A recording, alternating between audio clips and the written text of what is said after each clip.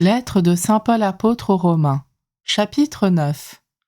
C'est la vérité que je dis dans le Christ, je ne mens pas, ma conscience m'en rend témoignage dans l'Esprit Saint. J'ai dans le cœur une grande tristesse, une douleur incessante. Moi-même, pour les Juifs, mes frères de race, je souhaiterais être anathème, séparé du Christ. Ils sont en effet israélites, ils ont l'adoption, la gloire, les alliances, la législation, le culte, les promesses de Dieu. Ils ont les patriarches, et c'est de leur race que le Christ est né, lui qui est au-dessus de tout, Dieu béni pour les siècles. Amen. Cela ne veut pas dire que la parole de Dieu a été mise en échec, car ceux qui sont nés d'Israël ne sont pas tous Israël.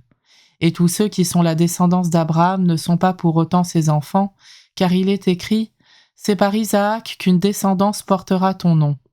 Autrement dit, ce ne sont pas les enfants de la chair qui sont enfants de Dieu, mais ce sont les enfants de la promesse qui sont comptés comme descendance. Car telle est la parole de la promesse, à la même époque je reviendrai, et Sarah aura un fils. Et ce n'est pas tout, il y a aussi Rebecca, elle ne s'était unie qu'à un seul homme, Isaac notre père. Ses enfants n'avaient pas encore été mis au monde, et n'avaient donc fait ni bien ni mal.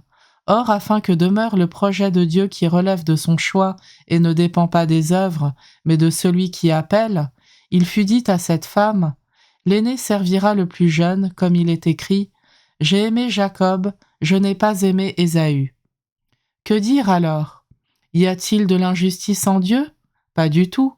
En effet, il dit à Moïse, « À qui je fais miséricorde, je ferai miséricorde, pour qui j'ai de la tendresse, j'aurai de la tendresse. » Il ne s'agit donc pas du vouloir ni de l'effort humain, mais de Dieu qui fait miséricorde.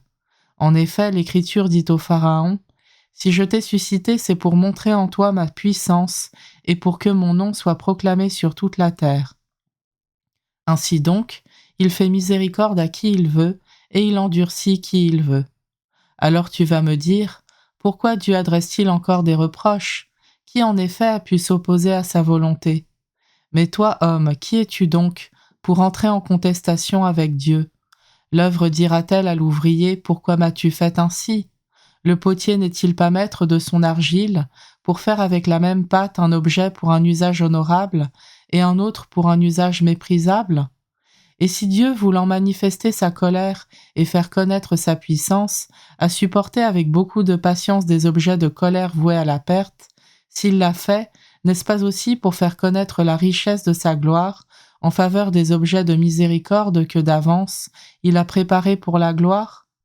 Ces objets de miséricorde, c'est nous, qu'il a appelés non seulement d'entre les Juifs, mais aussi d'entre les nations, comme précisément il le dit dans le livre du prophète Osée, « Celui qu'on n'appelait pas mon peuple, je l'appellerai mon peuple, celle qu'on n'appelait pas aimée, je l'appellerai aimée. » Et, là même où Dieu leur avait dit, « Vous n'êtes pas mon peuple », là ils seront appelés fils du Dieu vivant.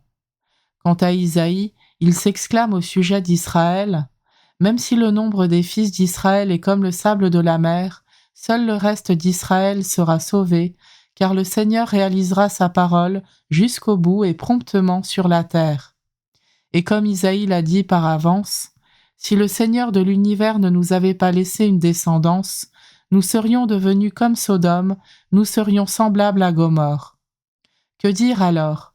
Des païens qui ne cherchaient pas à devenir des justes ont obtenu de le devenir, mais il s'agissait de la justice qui vient de la foi. Israël, au contraire, qui cherchait à observer une loi permettant de devenir juste, n'y est pas parvenu. Pourquoi? Parce qu'au lieu de compter sur la foi, ils comptaient sur les œuvres. Ils ont buté sur la pierre d'achoppement dont il est dit dans l'Écriture, « Voici que je pose en Sion une pierre d'achoppement, un roc qui fait trébucher. Celui qui met en lui sa foi ne connaîtra pas la honte. »